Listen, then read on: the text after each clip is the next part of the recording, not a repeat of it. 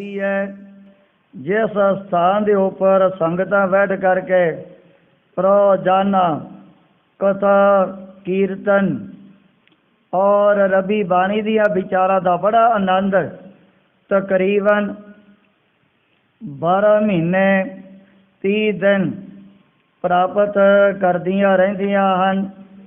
अज दे दिन संत बाबा किशन सिंह जी महाराज ने भी जिहड़ा नगर डबवाली तो अगे 10 किलोमीटर की दूरी ते मसीता पैंदा है, उस नगर दे विच महापुरखा ने बहुत ही सत्कारयोग सरदार पाला सिंह, इस तरह मानयोग माता चंद कौर जी उन्हां दी कोखों भाग लगाए सन।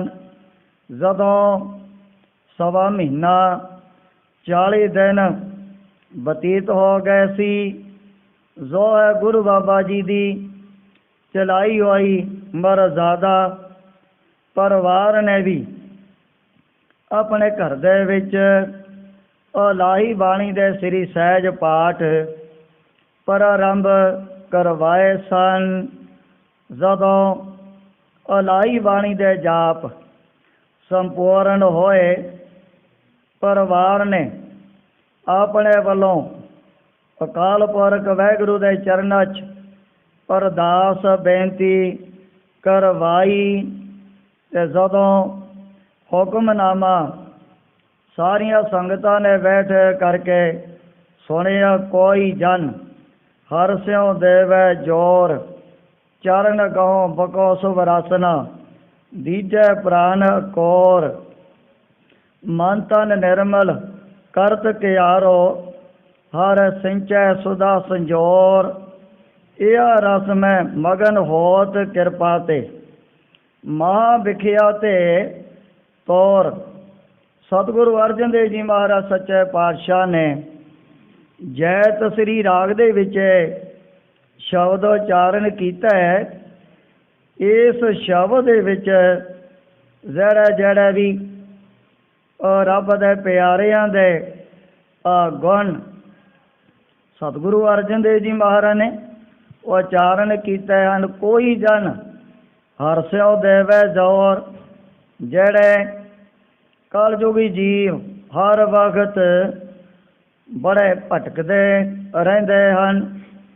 थां थां ते जिन्हों दुखा दिया नाना प्रकार के विघ्नां दियां ठोकरां खाणियां पैंदियां हन, बड़े भटक रहे ने। हर वक्त उन्होंने प्रभु दे चरणों दे नाल जोड़न दे लई महापुरखा ने दुनिया दे अंदर जन्म धारण किया सी। कोई जन हर स्यों देवै जोर, चरण गहो बको सुवरासना, दीजै प्राण कोर। परिवार ने महापुरखा का जिहड़ा नाम कक्के अखर तो सुन करके किशन सिंह जी अपने वालों रख दिता सी। जदों सांझी महाराज ने सुरत संभाली, शरीरक तौर ते थोड़े जे बड़े हो गए सन। उस वक्त जो आप जी दे चाचा बाबा बाना जी लगते सन, उन्हां दे पासों महापुरखा ने जिहड़ी है गुरमुखी पढ़नी शुरू कर दी। उन्हां समयां दे विच शायद कोई इतने अजकल दे समान विद्या प्राप्त करन दे लई बड़े बड़े साधन जिवें स्कूल ने, कॉलेज, यूनिवर्सिटियां ज़्यादातर नहीं होया करदियां सन। लोग आपो अपने बच्चों नूं जिहड़ी है 35 अखरी गुरमुखी इनू पढ़ाउण दे लई साधु महात्मा दे पास ही भेजिया करदे सन। फिर जिहड़ा मसीतां दे नेड़े अली के नगर पैंदा है। उत्थे जा करके महापुरखा ने जेड़े साधु सुरमुख दास ते गुरमुख दास डेरे दे विच रहिंदे सन, उन्हां दे पासों पंज ग्रंथी है 22-12 भगता बाणी दी जड़ी संथया कीती। महापुरखां दे मन दे अंदर सेवा दा जेड़ा चाह बचपन तो ही बहुत ज़्यादा भरिया होया सी। जदों सांझी महाराज ने साधुआं दे पासों विद्या पढ़न वास्ते जाना, ना कहण दे बावजूद भी मल्लो मली अपने आप डेरे दे विच चारे पासे झाड़ू मार देना। जे कोई लंगर दे विच झूठे बर्तन पे हैं वो अपने आप ही साफ कर दिंदे सन। जो भी सेवा मिल गई उसे दे विच ही लग जाते हैं। झाड़ू मारना, बर्तन मांजने, कदे भी सेवा करन तो महापुरखा ने कोई संकोच नहीं कीता सी। ओही जड़ी महापुरखा दी बचपन दे विच कीती होई सेवा वड्डे वड्डे स्थानां दे रूप दे विच बदल गई है। 18 क साल दी उम्र दे विच महापुरखां दे हिरदे दे अंदर देश कौम दी सेवा करन वास्ते बड़े जज्बात पैदा हो गए सन। पहला अपने पिता सरदार पाला सिंह दे नाल भी जदों थोड़े जे 17-18 साल दे नेड़े हो गए, खेती पत्ती दा भी काम अपने पिता जी दे नाल करवाउणा, जां फिर उस इलाके दे विच जमीनां बहुत खुलियां ते वड्डियां वड्डियां चरांदा भी हुंदियां सन। द्वापर युग दे समान जिवें भगवान कृष्ण जी गऊआं दी जड़ी सेवा करया करदे सन, गऊआं चारनियां, महापुरख बाहर डंगर पशु भी चारण वास्ते जाया करदे सी। भगत ध्रू दे समान जदों मन दे विच इहो जिहा बैराग पैदा हो गया, बाहर चलिया करन तप मन बैरागी होए तीता। सांझी महाराज भी अपने माता पिता दे दसे तो बगैर ही सीधे पटियाले फौज दे विच आ करके भर्ती हो गए सन। ये महापुरखां दे मन दे अंदर जेड़ा देश कौम दी सेवा करन दा भी बड़ा उत्साह, बड़ा बड़े बड़े जज्बात अंदर पैदा हो गए सन। बड़े हो जाए वचन सांझी महाराज संगतां दे विच भी शाम दे वक्त सुनाया करदे सन। पटियाले तोप खाने दे विच आप जी ने नौकरी जिहड़ी करनी शुरू कर दित्ती है। इत्थों दे बहुत सारे जेड़े फौजी गुरमुख संत बाबा तरसिंह जी महाराज रेरू साहब वालियां दी भी संगत करया करदे सन। कईयां ने संत बाबा दरसिंह जी महाराज दे पासों नाम जपण दी जड़ी जुगती वो भी प्राप्त कीती होई सी।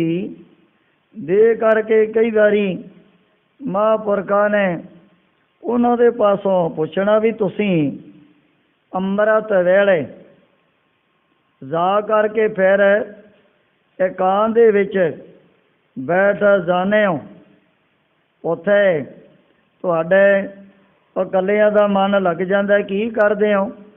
साजरी पहला इशनान ते फिर बाहर ਇਹ ਕਾਂ ਦੇ ਵਿੱਚ ਚੌਂਕੜਾ ਲਗਾ ਲੈਂਦੇ ਹੋ।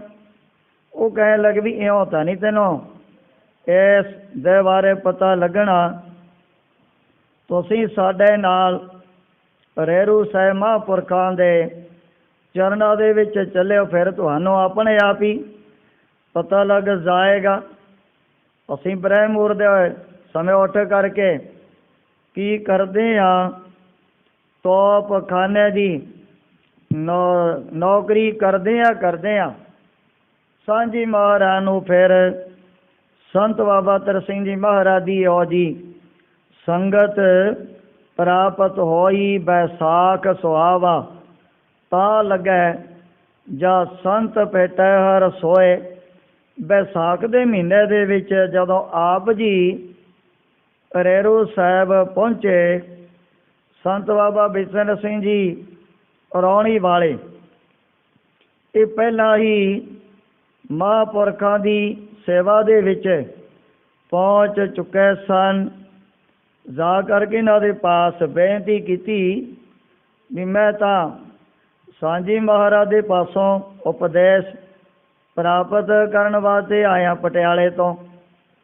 ਇਹ ਸੁਣ ਕਰਕੇ ਸਾਂਝੀ ਮਹਾਰਾਜ ਦਾ ਜਿਹੜਾ ਨਿਯਮ ਵੀ ਅੰਮ੍ਰਿਤ ਵੇਲੇ ਗੋਖੇ ਦੀ ਛੱਪੜੀ 'ਤੇ ਸੰਤ ਬਾਬਾ ਤਰ ਸਿੰਘ ਜੀ ਮਹਾਰਾਜ ਜੀ ਕਾਫੀ ਟਾਈਮ ਸਮਾਧੀ ਦੇ ਵਿੱਚ ਬੈਠਿਆ ਕਰਦੇ ਸੀ। ਕਹਿਣ ਲੱਗੇ ਸੰਤ ਬਾਬਾ ਬਿਸ਼ਨ ਸਿੰਘ ਜੀ ਰੌਣੀ ਵਾਲੇ ਮਹਾਰਾਜ ਨਵਾਂ ਪ੍ਰੇਮੀ ਆਪ ਦੇ ਪਾਸੋਂ ਉਪਦੇਸ਼ ਪ੍ਰਾਪਤ ਕਰਨ ਵਾਸਤੇ ਆਇਆ। ਸਾਂਝੀ ਮਹਾਰਾਜ ਕਹਿਣ ਲੱਗੇ ਕੋਈ ਗੱਲ ਨਹੀਂ, ਕੱਲ੍ਹ ਨੂੰ ਅੰਮ੍ਰਿਤ ਵੇਲੇ ਸਾਡੇ ਪਾਸ ਭੇਜ ਦਿਓ। ਬੜੇ ਹੋ ਜਾਏ ਬਚਨ ਬਿਲਾਸ ਵੀ ਸੰਤ ਬਾਬਾ ਤਰ ਸਿੰਘ ਜੀ ਮਹਾਰਾਜ ਨੇ ਆਪਣੀ ਰਸਨਾ ਤੋਂ ਕੀਤੇ, ਪਰ ਉਪਦੇਸ਼ ਪ੍ਰਾਪਤ ਕਰਕੇ ਮਹਾਂਪੁਰਖਾਂ ਨੇ ਇਹੋ ਜਿਹੀ ਕਮਾਈ ਸਿਮਰਨ ਔਰ ਭਗਤੀ ਦੀ ਕੀਤੀ। ਕਬੀਰ ਜਾ ਕੋ ਖੋਜ ਤੇ ਪਾਇਓ ਸੋਈ ਠੋਰ ਠੋਰ, सोई फिर कह तू भया जाको कहता। और ਜਦੋਂ ਵੀ ਗੁਰੂ ਕਲਗੀਧਰ ਸੱਚੇ ਪਾਤਸ਼ਾਹ ਦੇ ਛੋਟੇ ਸਾਹਿਬਜ਼ਾਦਿਆਂ ਦਾ ਸ਼ਹੀਦੀ ਜੋੜ ਮੇਲਾ ਸੰਗਤਾਂ ਹੈ ਪਹਿਲਾਂ ਤੋਂ ਹੀ ਫਤਿਹਗੜ੍ਹ ਸਾਹਿਬ ਦੀ ਧਰਤੀ 'ਤੇ ਮਨਾਉਂਦੀਆਂ ਆ ਰਹੀਆਂ ਹਨ।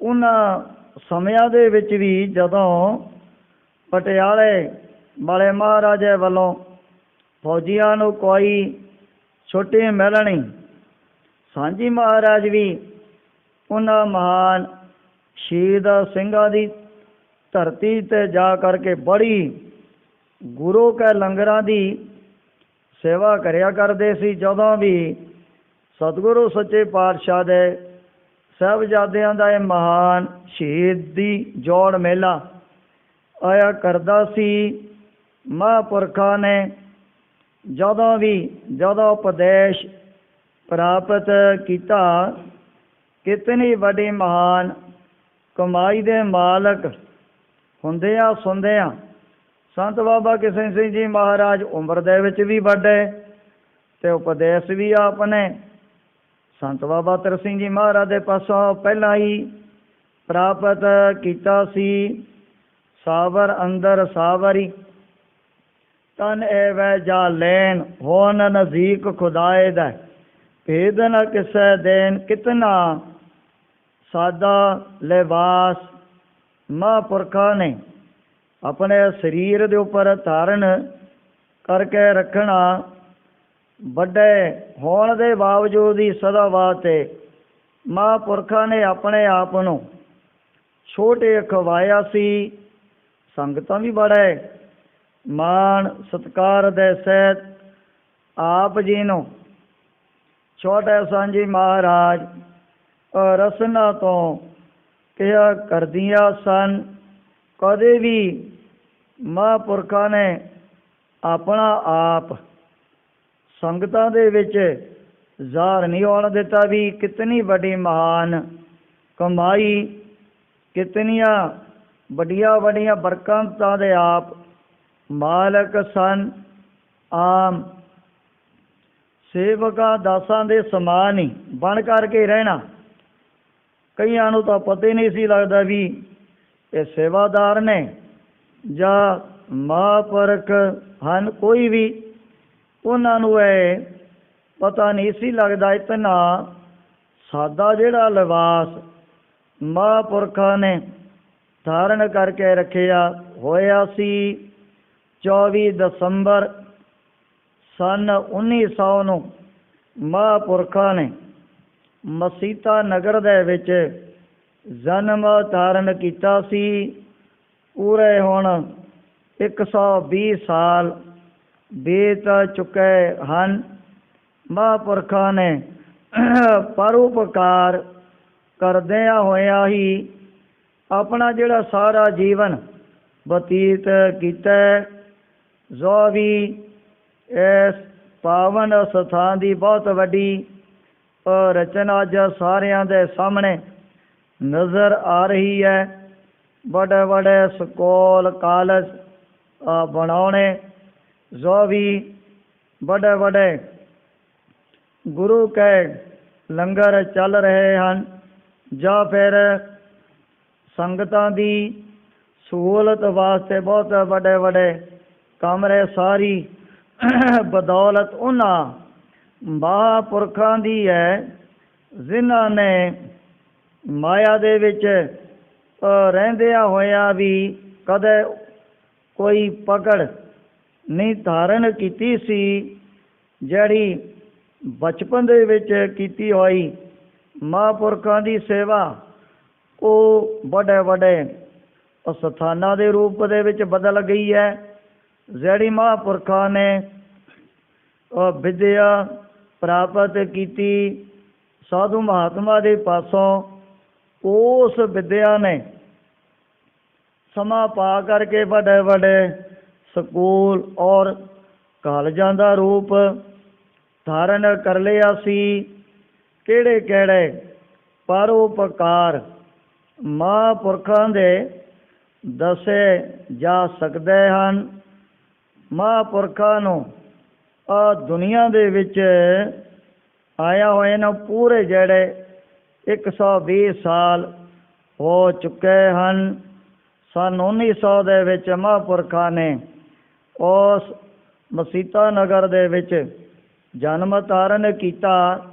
जो है सांझी महाराज का परिवार भावें हुण मसीता नगर तो अगे सिल वाला पिंड पैंदा है, सारे परिवार दे जिहड़े मैंबर उत्थे ही बस रहे हैं। पर 60 साल महापुरखां ने कदे भी अपने पिंड दे वल दोबारा मुड़ करके नहीं तकिया सी। कबीर जैसी उपजी पेट ते जो तैसी निभै ओर, हीरा किसका वापरा पुजे न रतन करोड़। 60 साल कोई थोड़े तां हुंदे नहीं। कदे भी महापुरखां ने 60 सालां दे विच अपने पिंड दे विच जाण दे लई कोई भी ख्याल नहीं कीता सी। अखीर दे टाइम ते जदों उस पिंड दे प्राणियां दी कोई हो जी बहुत वड्डी प्रारब्ध जागी, गुरु की कांसी दमदमा साहब बहुत सारे जेड़े पिंड वाले प्रेमी इकट्ठे हो करके आए सन। बड़ियां उन्होंने मिन्नतां पढ़ियां, अपने वालों बेनतियां कीतियां। तां फिर किते सांझी महाराज 60 सालां तो बाद अपने पिंड मसीतां दे विच गए सी।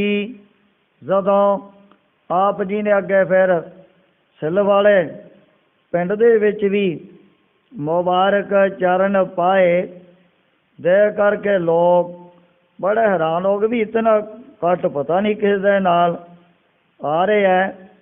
संत बाबा ਕਿਸ਼ਨ ਸਿੰਘ ਜੀ ਮਹਾਰਾਜ ਦੇ ਜਨਮ ਦਿਹਾੜੇ ਦੀਆਂ ਸਾਰੀਆਂ ਸੰਗਤਾਂ ਨੂੰ ਲੱਖ ਲੱਖ ਮੁਬਾਰਕਾਂ। ਅੱਜ ਦੇ ਦਿਨ ਬੀਬੀ ਸ਼ਰਨ ਕੌਰ ਉਹਨੇ ਵੀ 10 ਪੋਹ ਵਾਲੇ ਦਿਨ ਕਿਤਨੀ ਵੱਡੀ ਮਹਾਨ ਸੇਵਾ ਗੁਰੂ ਕੇ ਲਾਲਾਂ ਦੇ ਸਰੀਰਾਂ ਦੇ ਸੰਸਕਾਰ ਕਰਨ ਦੀ ਕੀਤੀ ਸੀ। ਅੱਜ ਦੇ ਦਿਨ ਉਹਨਾਂ ਨੇ ਵੀ ਇਹ ਬਹੁਤ ਵੱਡੀ ਮਹਾਨ ਸ਼ਹਾਦਤ ਪ੍ਰਾਪਤ ਕੀਤੀ। ਇਸੇ ਤਰ੍ਹਾਂ ਭਾਈ ਜ਼ੈਤ ਰਾਮ ਉਹ ਵੀ ਸਤਿਗੁਰੂ ਤੇਗ ਬਹਾਦਰ ਸਾਹਿਬ ਜੀ ਮਹਾਰਾਜ ਦੀ ਸੇਵਾ ਦੇ ਵਿੱਚ ਜੁੜ ਚੁੱਕੇ ਹੈ।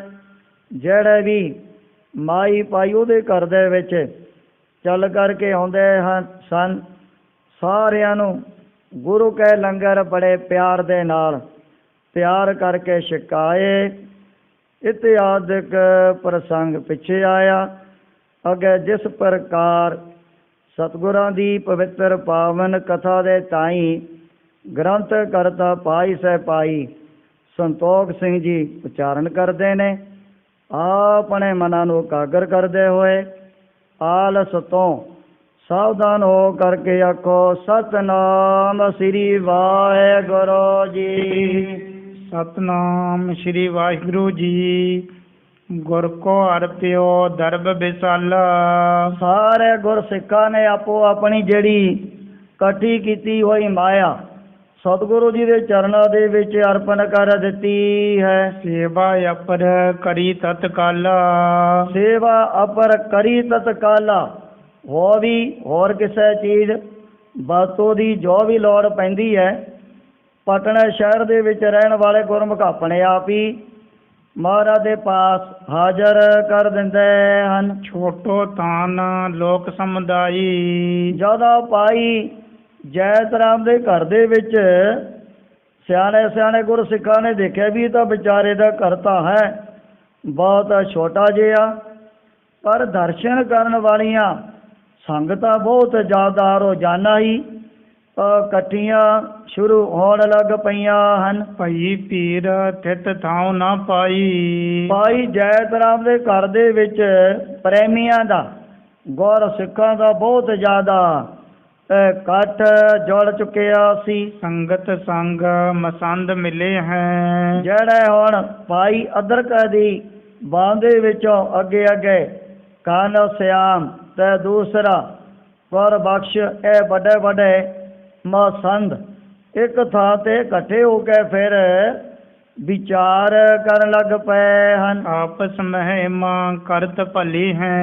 ਇਹਨਾਂ ਸਿਆਣਿਆਂ ਨੇ ਇੱਕ ਪਾਸੇ ਲਹਿਦਾ ਹੋ ਕਰਕੇ ਆਪਸ ਵਿੱਚ ਹੀ ਗੁਰਮਤ ਕੀਤਾ ਸੀ। ਨਗਰ ਵਿਖੇ ਇਨ ਹੇਤ ਨਿਕੇਤ।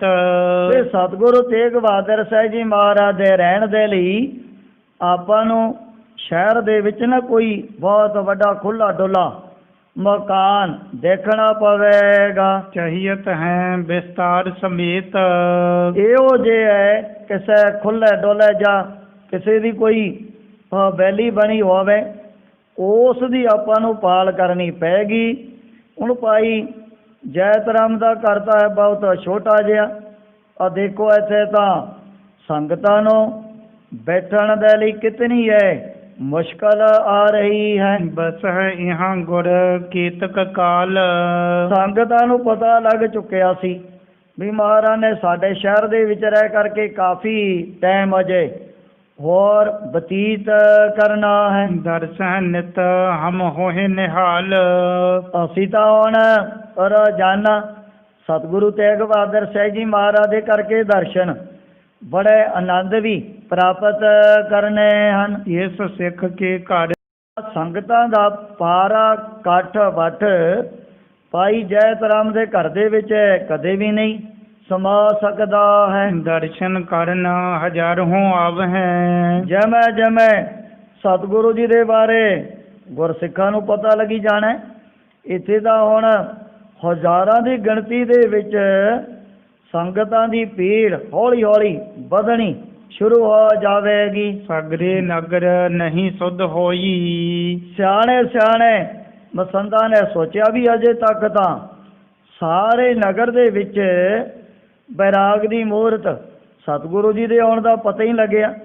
ਇੱਥੇ ਤਾਂ ਹੁਣ ਪਹਿਲਾਂ ਹੀ ਬੜਾ ਇਕੱਠ ਦੇ ਵਿਹੜੇ ਦੇ ਵਿੱਚ ਪਰ ਚੁੱਕਿਆ ਹੈ। ਸੁਨ ਸੁਨ ਆਈ ਪਿਖੈ ਸਭ ਕੋਈ, ਜਿਵੇਂ ਗੁਰ ਸਿੱਖਾਂ ਨੂੰ ਮਹਾਰਾਜ ਦੇ ਆਉਣ ਦੀ ਖਬਰ ਦੇ ਬਾਰੇ ਅੱਗੇ ਤੋਂ ਅੱਗੇ ਪਤਾ ਲੱਗੀ ਜਾਣਾ ਹੈ। ਬਾਹਰ ਨਗਰ ਰਹਿ ਜੇ ਗ੍ਰਾਮ, ਜੇ ਹੁਣ ਸਤਿਗੁਰੂ ਜੀ ਦੀ ਰਹਿਸ਼ ਕਿਤੇ ਬਾਹਰ ਆਪਾਂ ਪਿੰਡ ਦੇ ਵਿੱਚ ਵੀ ਕਰਵਾਵਾਂਗੇ। ਸੁਨਹਿ ਜਬ ਹੈ ਆਏ ਗੁਰ ਧਾਮ, ਜਿਵੇਂ ਪਿੰਡਾਂ ਔਰ ਨਗਰਾਂ ਦੇ ਵਿੱਚ ਇਹ ਖਬਰ ਫੈਲ ਜਾਣੀ ਹੈ। ਸਗਰੇ ਉਮੜ ਆਏ ਇੱਕ ਵਾਰੀ, ਇੱਕੋ ਵਾਰੀ ਇੱਥੇ ਤਾਂ ਸੰਗਤਾਂ ਦਾ ਬੜਾ ਹੜ ਵਗ ਪੈਣਾ ਹੈ। ਪਿਖੈ ਗੁਰੂ ਹੋਰ ਸ਼ਰਧਾ ਧਾਰੀ, ਹੁਣ ਹਰੇਕ ਨੇ ਹੀ ਸ਼ਰਧਾ ਭਾਵਨਾ ਦੇ ਸਹਿਤ ਸਤਿਗੁਰੂ ਜੀ ਦੇ ਆ ਕੇ ਦੀਦਾਰ ਕਰਨੇ ਹਨ। ਇਸ ਵਿਦ ਸਭ ਮਹਿ ਕਰਤ ਵਿਚਾਰ,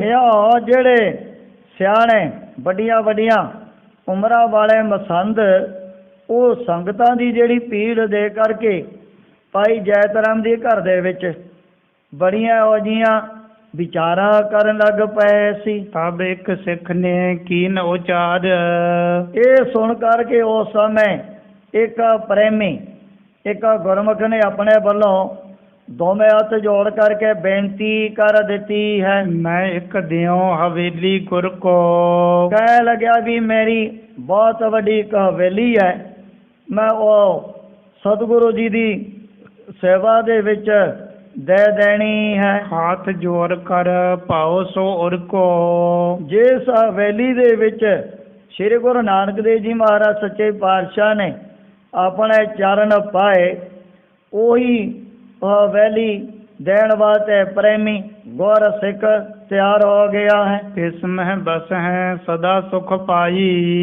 ਇਹ ਜਿਹੜਾ ਗੁਰ ਸਿੱਖ ਕਹਿਣ ਲੱਗਿਆ ਵੀ ਉੱਥੇ ਸਤਿਗੁਰੂ ਜੀ ਦਾ ਪਰਿਵਾਰ ਤੇ ਸੰਗਤਾਂ ਵੀ ਬਹੁਤ ਜ਼ਿਆਦਾ ਚਾਰੇ ਪਾਸੇ ਖੁੱਲੀਆਂ ਡੁੱਲੀਆਂ ਬੈਠ ਸਕਦੀਆਂ ਹਨ। ਮੇਰੋ ਜਨਮ ਸਫਲ ਹੋਈ ਜਾਈ, ਜਦੋਂ ਮੈਂ ਇਹ ਹਵੇਲੀ ਸੇਵਾ ਦੇ ਵਿੱਚ ਭੇਟਾ ਕਰ ਦਿੱਤੀ, ਮੇਰਾ ਵੀ ਇਹ ਜਿਹੜਾ ਮਨੁੱਖਾ ਜਨਮ ਸਫਲਾ ਹੋ ਜਾਣਾ ਹੈ। ਜਿਮ ਕਹਿ ਸਭ ਮਹਿ ਸ਼ਰਧਾ ਧਾਰ, ਇਹ ਜਿਹੜਾ ਗੌਰ ਸਿੱਖ ਪ੍ਰੇਮੀ ਅੱਗੇ ਤੋਂ ਅੱਗੇ ਭਾਈ ਅਦਰਕ ਦੇ ਕੁਲ ਦੇ ਵਿੱਚੋਂ ਚਲਿਆ ਆਉਂਦਾ ਸੀ। ਸਤਿਗੁਰ ਕੀ ਟਿਗ ਕੀਨ ਉਚਾਰ, ਆ ਕਰਕੇ ਸਤਿਗੁਰੂ ਤੇਗ ਬਹਾਦਰ ਸਾਹਿਬ ਜੀ ਮਹਾਰਾਜ ਦੇ ਵੀ ਅੱਗੇ ਨੇ ਬੇਨਤੀ ਅਰਦਾਸ ਕਰ ਦਿੱਤੀ ਹੈ। ਪ੍ਰਭ ਜੀ ਲਿਹੋ ਹਵੇਲੀ ਮੋਤੀ, ਸੱਚੇ ਪਾਤਸ਼ਾਹ ਵੀ ਇਹ ਭਾਈ ਜੈਤ ਰਾਮ ਦਾ ਮਕਾਨ ਹੈ ਬੜਾ ਤੰਗ,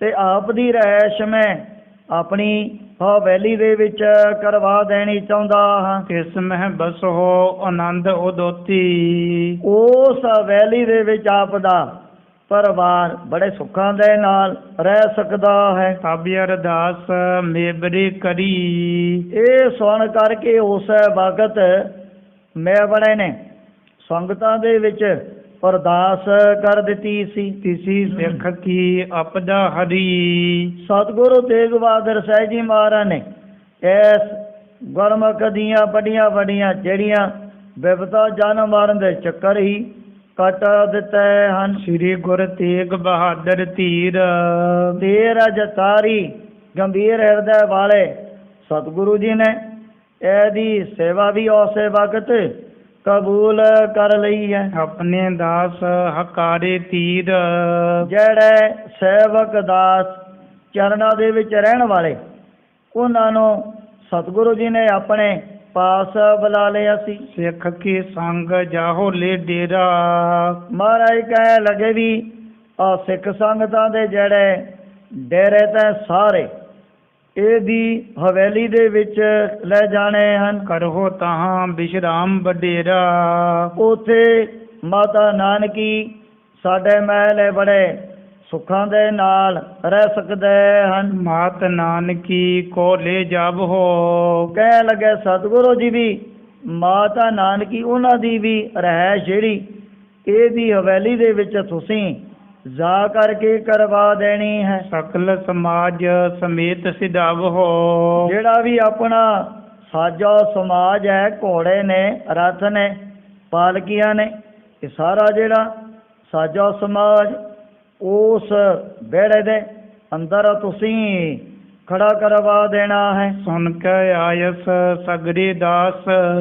ਸਤਿਗੁਰੂ ਜੀ ਦੀ ਆਗਿਆ ਜਦੋਂ ਸਾਰੇ ਸੇਵਕਾਂ ਦਾਸਾਂ ਨੇ ਸੁਣ ਲਈ ਹੈ। ਗਮਨੇ ਤਤ ਚੈਨਾ ਤਿਸੀ ਆਵਾਸ।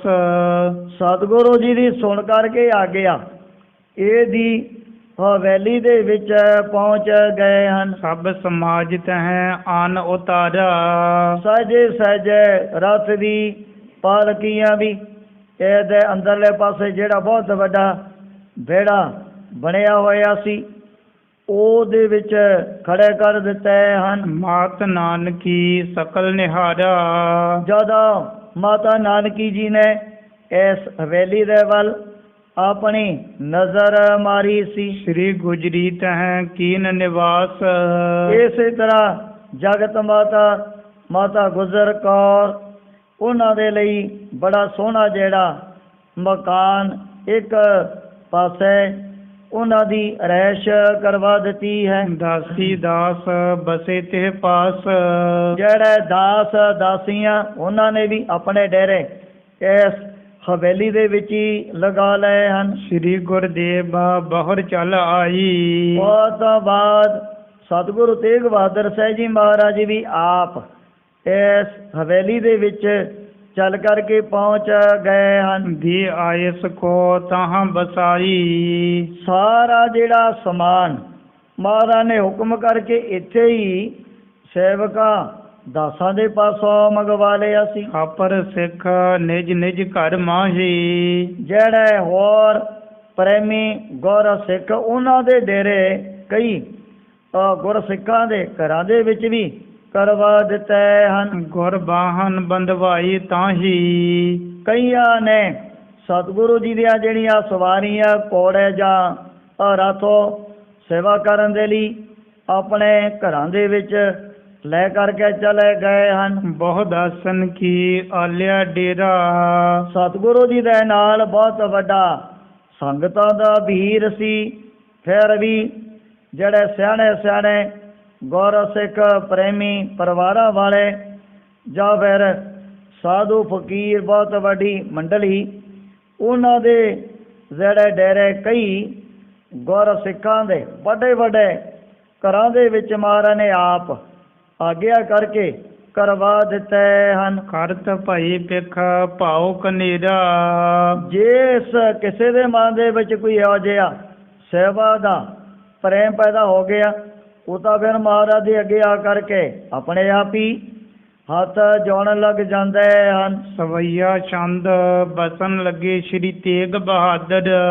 ਸਤਿਗੁਰੂ ਤੇਗ ਬਹਾਦਰ ਸਾਹਿਬ ਜੀ ਮਹਾਰਾਜ ਸੱਚੇ ਪਾਤਸ਼ਾਹ ਉਸ ਪਟਨੇ ਸ਼ਹਿਰ ਦੇ ਵਿੱਚ ਬਸਣ ਲੱਗ ਪਏ ਹਨ। ਕੀਤਕ ਦਿਵਸ ਬਿਤਾਵਨ ਠਾਨ। ਜਦੋਂ ਰਹਿੰਦਿਆਂ ਕਾਫੀ ਰੋਜ਼ ਬਤੀਤ ਕਰ ਦਿੱਤੇ ਹਨ। ਪਟਨਾ ਨਗਰ ਜਾਨ ਕੈ ਦੀਰਘ। ਹੁਣ ਪਟਨਾ ਸ਼ਹਿਰ ਬੜੀ ਦੂਰ ਦੂਰ ਤੱਕ ਚਾਰੇ ਪਾਸੇ ਬਸਿਆ ਹੋਇਆ ਸੀ। ਬਸੀ ਹੀਰ ਕਰ ਸੁੰਦਰ ਥਾਨ। ਇਹ ਸੁੰਦਰ ਨਗਰ ਦੇ ਕਰਕੇ ਮਹਾਰਾਜ ਨੇ ਕਾਫੀ ਟਾਈਮ ਇਸ ਨਗਰ ਦੇ ਵਿੱਚ ਬਸਣ ਦੇ ਲਈ ਵਿਚਾਰ ਬਣਾ ਲਈ ਹੈ। ਹੁਣ ਜਿਸ ਪ੍ਰਕਾਰ ਮਾਮਾ ਕਿਰਪਾਲ ਚੰਦ ਜੀ ਨੇ ਆਪਣੇ ਵੱਲੋਂ ਮਹਾਰਾਜ ਦੇ ਅੱਗੇ ਬੇਨਤੀ ਕਰਨੀ ਹੈ ਉਸ ਪ੍ਰਸੰਗ ਦੀ ਵਿਚਾਰ ਅੱਗੇ ਕੀਤੀ ਜਾਏਗੀ। ਇਉਂ ਸਤਿਗੁਰੂ ਤੇਗ ਬਹਾਦਰ ਸਾਹਿਬ ਜੀ ਮਹਾਰਾਜ ਗੁਰਤਾ ਗੱਦੀ ਤੇ ਬਿਰਾਜਮਾਨ ਹੋ ਕਰਕੇ ਆਪਣੇ ਪਵਿੱਤਰ ਉਪਦੇਸ਼ ਅਤੇ ਦਰਸ਼ਨਾਂ ਦੁਆਰਾ ਬੜਾ ਭਾਗੇ ਗੁਰ ਸਿੱਖ ਤਾਈ ਨੇ ਹਾਲ ਕਰ ਰਹੇ ਨੇ। ਬਸਨ ਲੱਗੇ ਸ੍ਰੀ ਤੇਗ ਬਹਾਦਰ। ਕੇਤਕ ਦਿਵਸ ਬਿਤਾਵਨ ਠਾਨ। ਪਟਨਾ ਨਗਰ ਜਾਨ ਕੈ ਦੀਰਘ। ਬਸੀ ਹੀਰ ਕਰ ਸੁੰਦਰ ਤਾਨ। ਏ ਚੌਥੇ ਪਾਰ ਬ੍ਰਹਮ ਅਵਨਾਸੀ ਅਗਨ